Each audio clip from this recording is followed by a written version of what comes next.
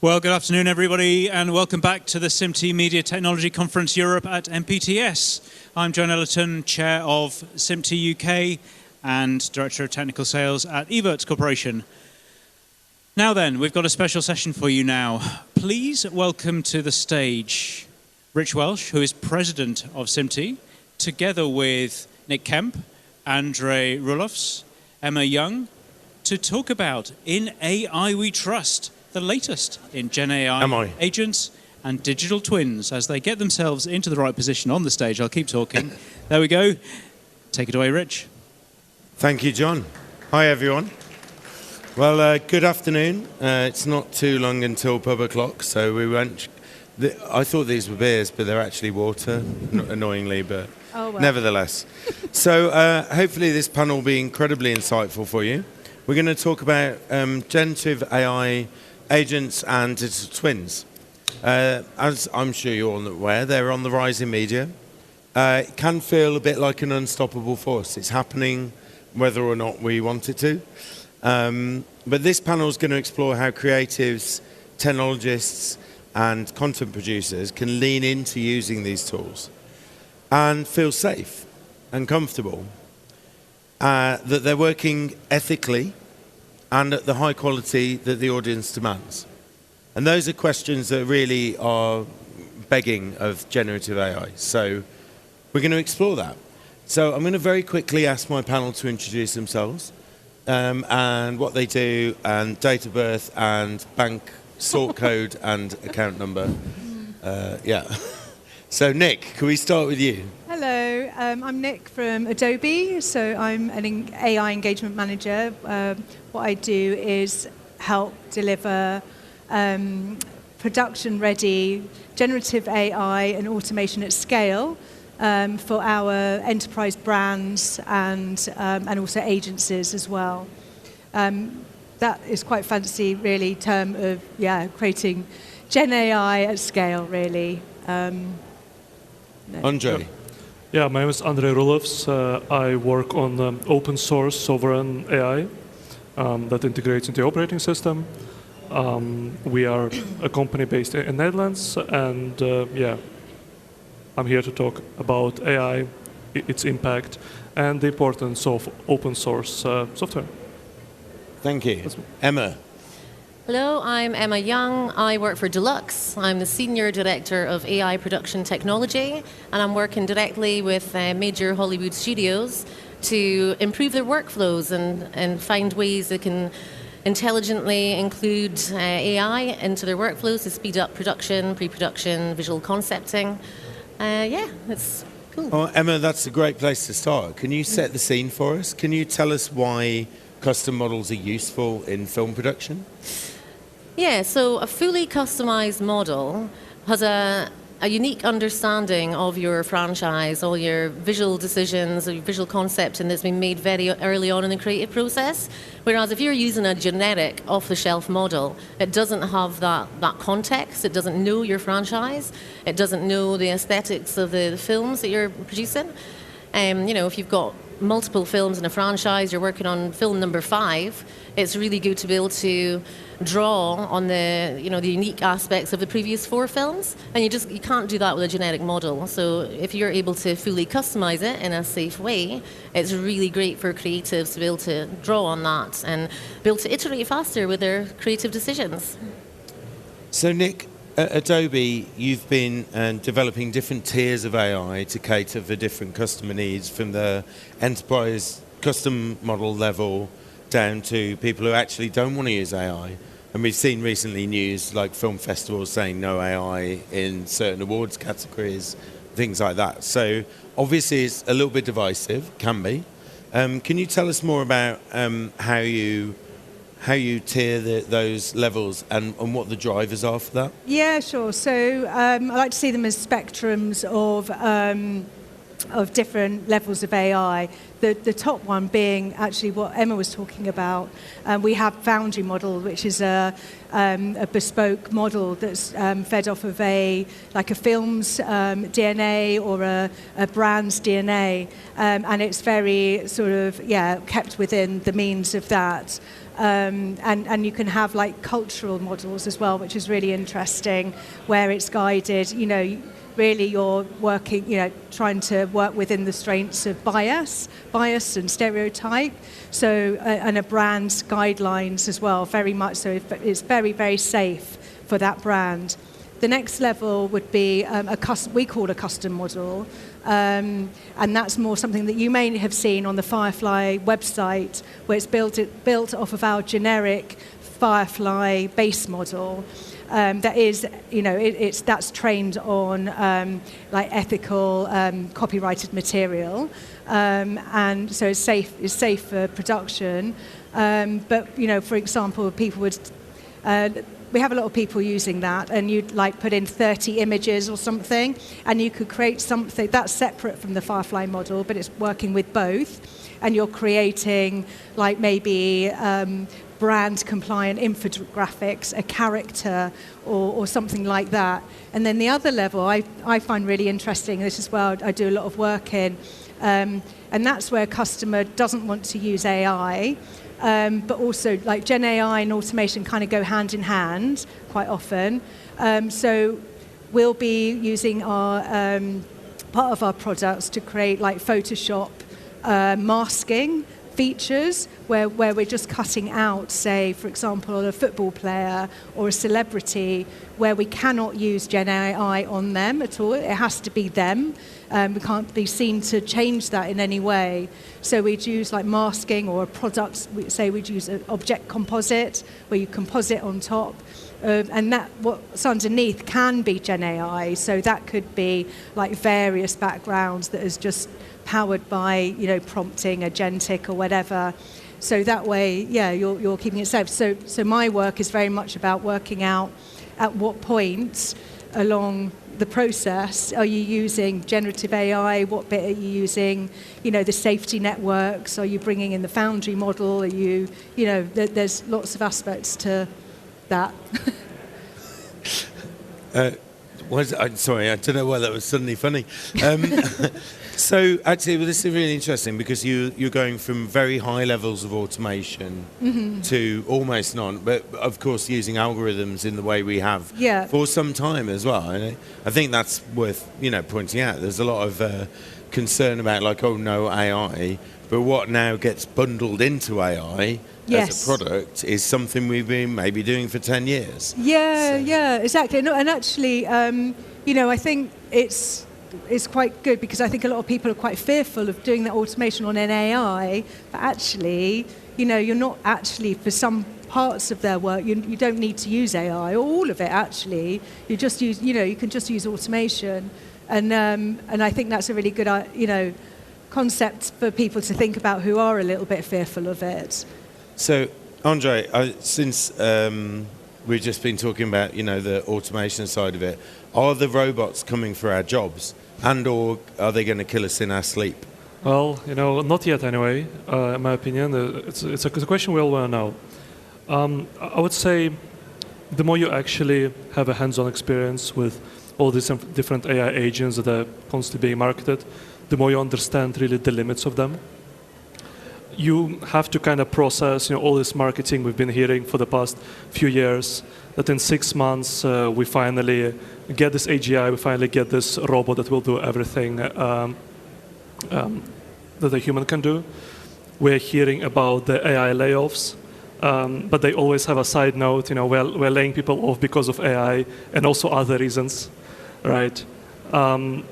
What we really see on the ground is that AI does accelerate you. It's a real thing, but it doesn't replace you.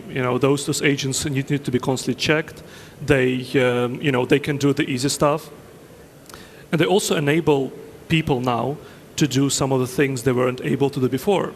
For example, there are some TV shows who are using some of the technologies that came with this AI revolution to create episodes based on the things they've done in previous seasons, right? If they have thousands and thousands of episodes, thousands and thousands of hours, and they want to do some kind of collage, some kind of feedback about all the things that happened in the past, it takes a lot to watch all those things, and a lot of the times these episodes are just shelved. They're talked about as like, oh, this is a nice idea, but there's no budget, there's no way to actually do it.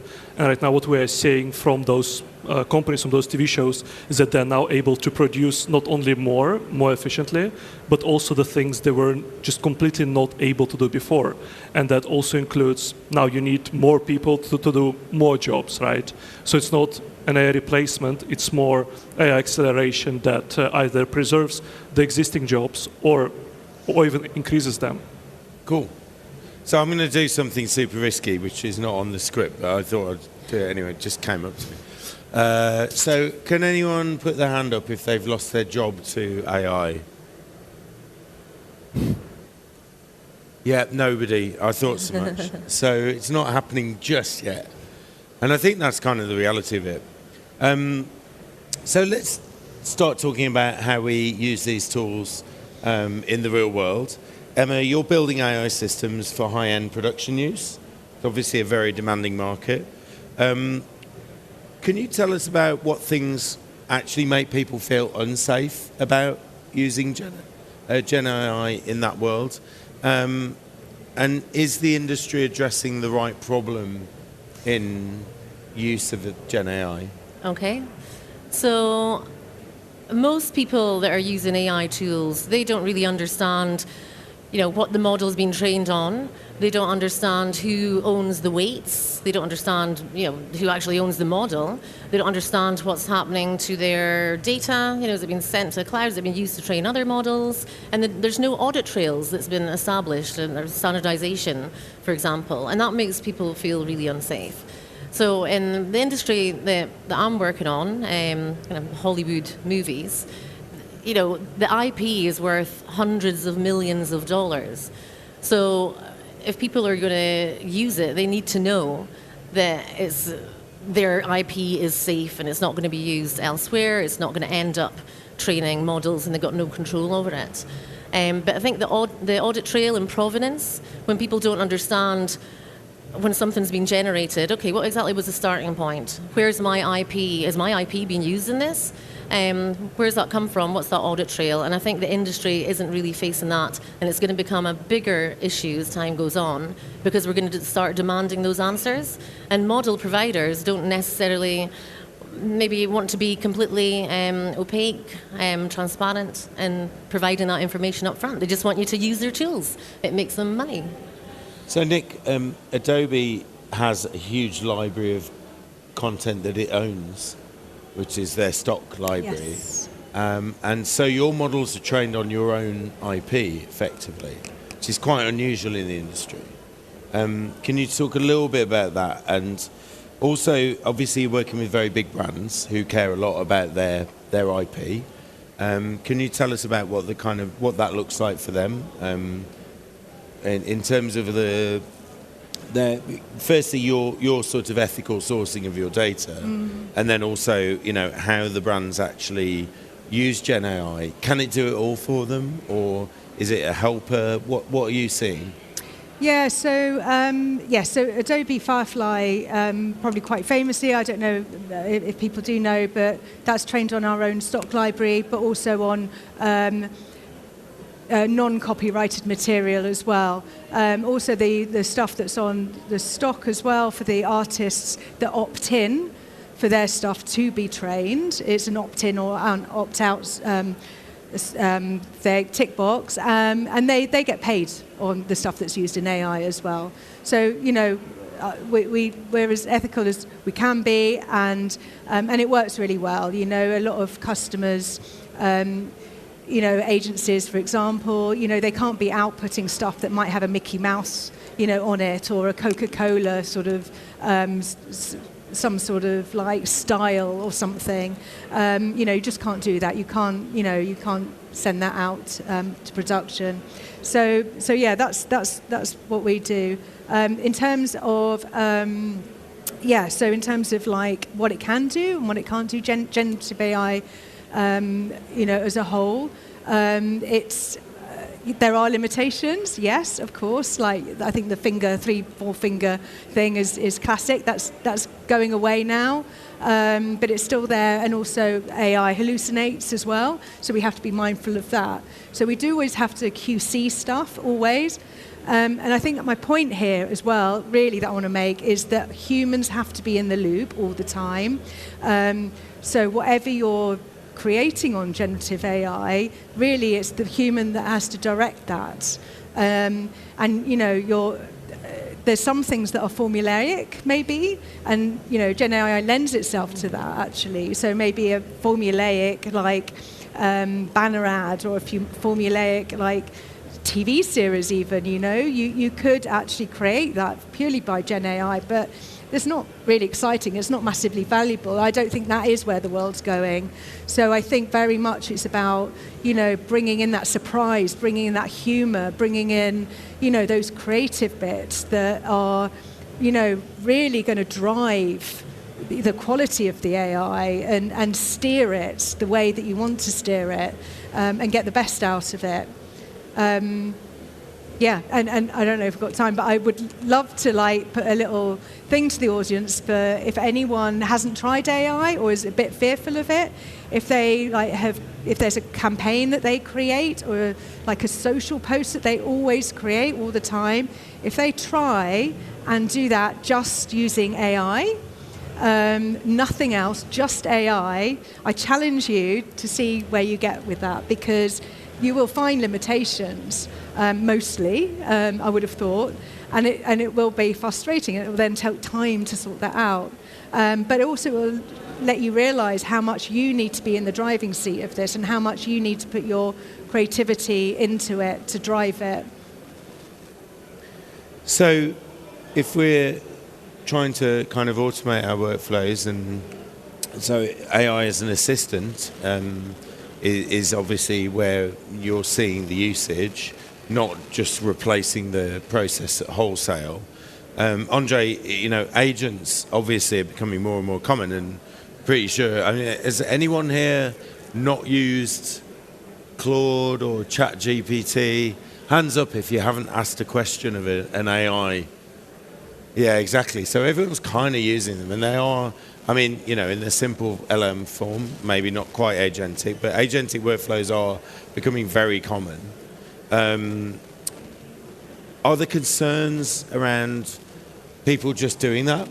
Actually, that's a good point. Has anyone, put your hands up if you've used AI, LLMs or whatever, to help you with a work-related task? Was that AI sanctioned by your work? Yeah, like half, yeah, like 4 people. So here we go. So shadow IT, you know, use of LLMs and so on is a pretty big concern, right? Yeah, so what we see, there are 2 concerns, as you said. One is indeed your intellectual property being sent to the AI is not sanctioned. And I've spoken to some of my friends who run companies, and their security people are not happy, but, you know, it's so useful, they say, like, it's fine, you know, it's obviously not great. And the other concern is really the motivation difference between how you want to use AI and what kind of AI they want to serve you. And I want to touch upon that one first. When it comes to giving you an answer, the company that you hire to do that, ChatGPT, Claude, they are motivated to kind of optimize the processing of the answer. What it means for them is cost optimization. That means that when you ask it a question, their goal is not to provide you with an answer or even the best answer. Their goal is to provide you with the most cost-effective answer. And if you've used deep research on either Claude or ChatGPT, you might have noticed it as well, where an AI cites, for example, an article as their source, and you read a quick citation, you read a quick summary, and what you realize when you click on the source is that the source says completely the opposite thing, or the source doesn't exist, or what it summarized is the first few lines of the source and not the source itself. So what they do is they use all the different kinds of tricks to give you an answer as quickly as they can, as cheaply as they can, and they hope you don't notice. This is where the kind of open source agentic infrastructure comes into play. If you can see how your answer was sent to you, you can be confident that the agent actually did its absolute best to give you an answer. Another example is how your IP is being handled.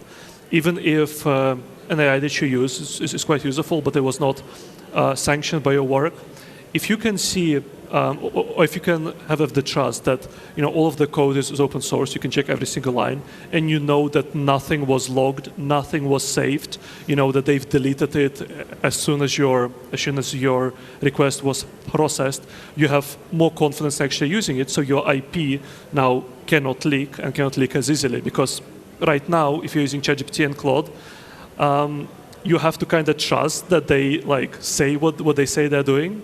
Or you have to use a company like Mistral, for example, where in privacy policy it says we never delete anything that you sent to us, which is, of course, not great. So sovereign AI is where it's at in that case. Yeah. So you need. Oh, sorry. Yeah, no. So sovereign AI is extremely important, especially open source sovereign AI, because you want to not only be confident that AI actually gives you good answers and tries to give you the best answer they can, but you also need to know that your data never leaves your own country or your own continent, right? You need to have those kind of verifications. There are already some big companies that have been caught doing that, so that they can process your query as cheaply as they can. They send your data and your IP to a completely different continent, to United States, or to Europe, or to vice versa, right? To completely different jurisdictions with completely different laws. So keeping it sovereign, keeping it inside of Europe in this case is very, very important, because you know what kind of laws govern that, you know what the company cannot do, and you have just more confidence in that. Emma, sovereign AI. Sorry, can I just pick up on a point that you made when you asked the question, are you using AI at work and has your work sanctioned it? Yeah. I was having a really interesting conversation earlier with someone, and he told me that, he'd built an agent to help with a really kind of repetitive, easy task at work, and then a while later, time moves on, he gets a call from the big boss, and why are you spending £1,000 a day on compute? What is going on? And the hidden cost, using AI, £1,000 a day for just, a simple task that, it helped him in his daily tasks, but very expensive. And to go back to customization, a lot of people do customization using control nets or LoRa's, the adapters, so they are controlling a very specific part of the output. So it could be for film, it could be style, it could be lighting. And then they're stacking all these LoRa's on top of each other, and some of them become obsolete, but you're really building up this data wrangling debt, because you're not even aware that they're actually still churning away in the background. You don't even need them anymore. So I think the hidden cost is something that everyone needs to be thinking about. Sorry to segue in. The thought popped in and I want to share that. I thought it was quite interesting. Yeah, you've scared me. I'm just wondering what all my agents are costing me that I haven't looked at. I'm very disorganised. Yeah, you should check. Yeah, I should probably check. Apparently my fingerprint doesn't match, so I've lost all my questions. Oh. Hold on. It's all right.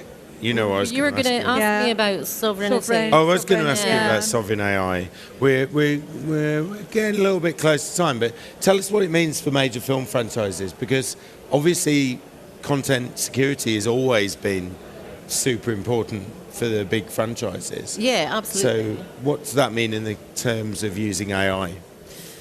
Well, it means, your IP absolutely cannot be leaked or even used by the model provider themselves. It needs to be a complete, secure, ethical training environment. You have to be able to control access to who can then use that customized model to do the work on your film.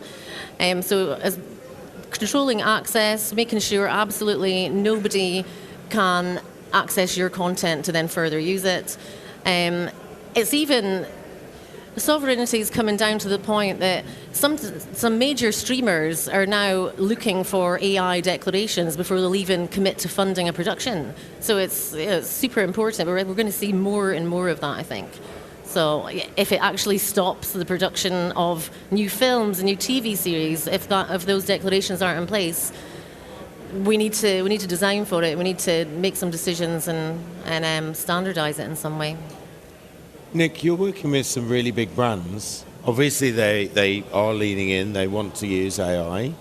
Can you tell us about what that looks like at scale? I mean, I know hyper-personalization is a really big part of that. Yeah, so hyper-personalization is kind of the really where a lot of our brands really want to get to, actually. And that's about, actually, if you can imagine a car on an advert, and that car advert is everywhere, all over the world, but also, and then it changes shape, it changes, the car stays the same, and the brand sort of CTA, call to action, is the same, and the brand guidelines are the same, but it's talking to people in different cultures, in different regions even. So for example, like, say someone in Manchester may be seeing a car ad that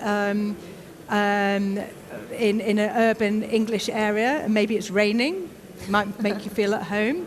And then, say in Mumbai, it would be like hot, or in Saudi, for example, different architecture.